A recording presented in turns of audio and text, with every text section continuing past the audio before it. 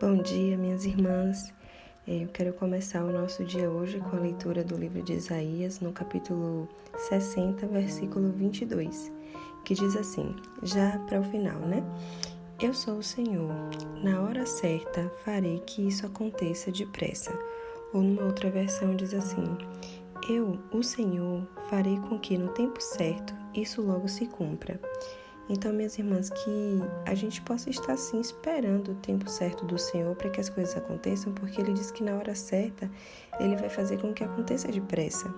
Às vezes, para a gente, o prazo de pressa é uma semana, é um mês, mas para o Senhor é um ano. Então, o nosso tempo e o tempo do Senhor são diferentes, e o tempo do Senhor é que é perfeito, e não o nosso. Eu queria compartilhar hoje com vocês alguns testemunhos, na verdade, para que vocês entendam que na hora certa é o Senhor quem faz acontecer. Eu lembro de quando eu entrei no deserto lá em 2019, eu participava de muitos canais de restauração, ouvia alguns, no YouTube, e eu lembro de um testemunho de uma mulher que sempre esteve ali diante do Senhor em oração, e ela colocava ali a vida do marido, e teve um tempo que ela disse, eu não me lembro exatamente como era, mas eu lembro do final da história, que é o que pega a gente, né? E ela disse que quando ela menos esperava, o marido dela apareceu em casa com todas as coisas dele. E aí depois ela entendeu. Ele simplesmente acordou depois de um sonho que o Senhor deu para ele, olhou para a amante que estava do lado dele, sentiu nojo dela e pegou todas as coisas dele e foi para casa. Então, assim, é tão, assim, milagre, vamos dizer assim, que a gente entende que somente o Senhor pode fazer essas coisas. Num dia ele dorme, no outro ele acorda depois de um sonho que o Senhor deu e ele volta para casa entendendo que aquilo ali era errado e com nojo da amante. Um outro caso também que eu lembro bem, e é um caso próximo a mim, o marido, ele estava traindo, tirou muitas coisas da empresa do nome dele, justamente para não dividir com a esposa. Já estava com essa amante, com tudo pronto, um apartamento imobiliado, tudo. E demorou alguns dias antes dele se mudar e deixar a esposa, lembrando uma coisa muito importante aqui. Essa esposa estava cumprindo fielmente a palavra do Senhor. Ela não estava sendo rixosa, ela não reclamava, ela estava em silêncio. Ela servia o marido em tudo. Muitas vezes o marido ia para casa dela tarde da noite com um monte de amigo. Lá estava ela servindo todo mundo. E ele achava que ela era louca. Dizia, vamos lá para casa da doida da minha mulher, que ela ainda vai fazer uma refeição lá pra gente, vai receber a gente muito bem. Então, assim, na cabeça dele ela era louca, mas na verdade ela estava cumprindo a palavra de Deus. E poucos dias antes dele mudar de casa e ir para esse lugar, que inclusive ele não colocou nada no nome dele, colocou no nome de outras pessoas, justamente para a esposa não ter direito quando ele pedisse o divórcio, e ele faleceu alguns dias antes. O Senhor realmente tirou ele, né? E uma das filhas dela, em algum momento que questionou o Senhor sobre isso, ela disse assim, Senhor, por que levou meu pai e tal? E ela disse que ouviu a resposta do Senhor dizendo assim, se eu não levasse ele, eu levaria sua mãe, porque eu não iria deixar ela aqui sofrendo. E então, assim, minhas irmãs, são situações diferentes, uma em que o Senhor restaura o relacionamento e uma outra que o Senhor leva o marido, né? Com certeza, o Senhor não achou ali espaço para transformação, para arrependimento. Não é porque o Senhor não pode, porque Ele é o Deus do impossível, mas Ele não obriga ninguém a seguir Ele. Em um outro caso, que também teve a ver com essa questão de YouTube, né, dos canais de restauração, foi lá que eu ouvi esse testemunho. E ela dizia o seguinte, que eles ficaram um ano sem se ver praticamente, sem se falar, ele realmente tinha sumido. E ela só recebeu a carta, né, falando sobre a data para audiência, né, do divórcio. E aí nesse dia ela disse que se arrumou e tal, e foi, ela já não tinha assim tanta esperança, mas ela queria deixar uma boa impressão.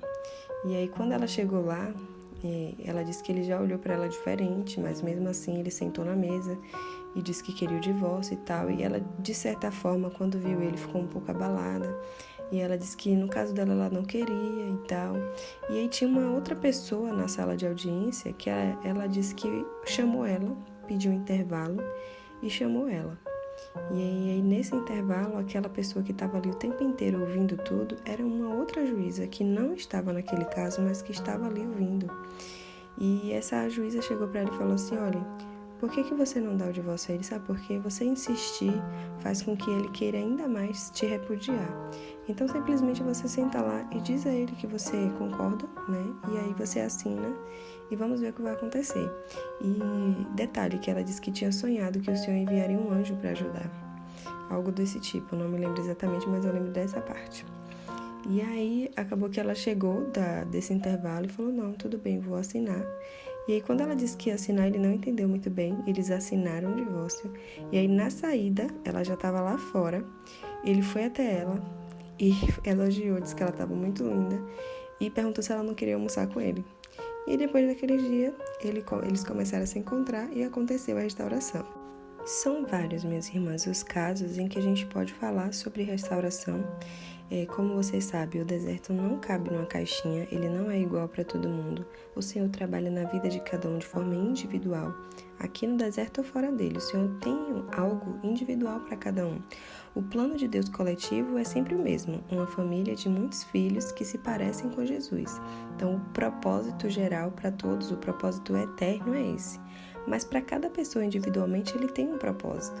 Então, assim, eu vejo que muitas mulheres, por quererem que o marido volte imediatamente, não permitem, não abrem espaço para que o Senhor possa trabalhar da forma que Ele deseja. E não é porque Ele não pode, eu sempre repito isso, é porque Ele não invade. O Senhor, Ele espera que a gente deixe que Ele entre, Ele espera que a gente convide Ele para entrar. Lá em Apocalipse 3, no versículo 20, diz assim: Eis que estou à porta e bato. Se alguém ouvir a minha voz e abrir a porta, entrarei em sua casa e cearei com ele e ele comigo. Então o Senhor está sempre à disposição de nos encontrar e cear conosco.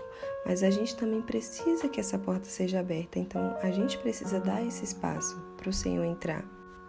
Ainda em Isaías, só que agora no capítulo 61, no versículo 7, diz o seguinte: Em lugar de vergonha, vocês terão dupla honra, e em lugar da afronta, exultarão na herança recebida.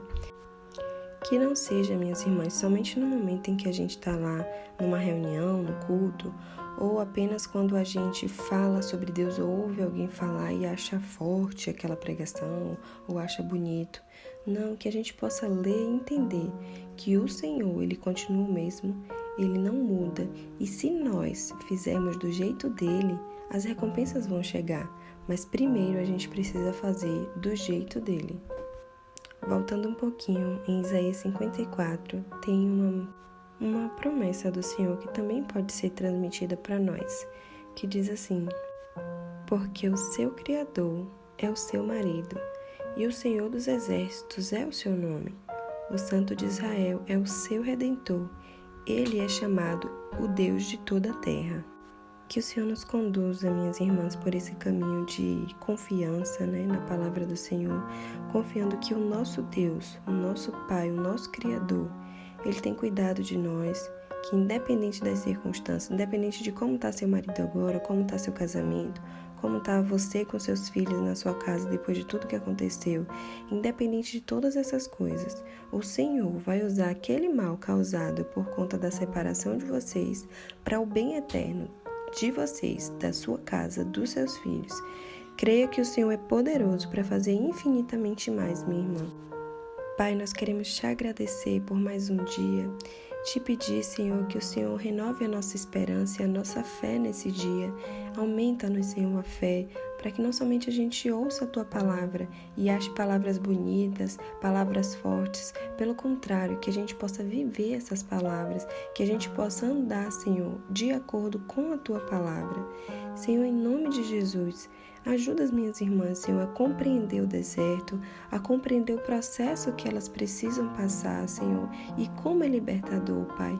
Nós que já passamos pelo deserto sabemos que o deserto é Tua graça sobre nós, é a Tua misericórdia sobre nossas vidas.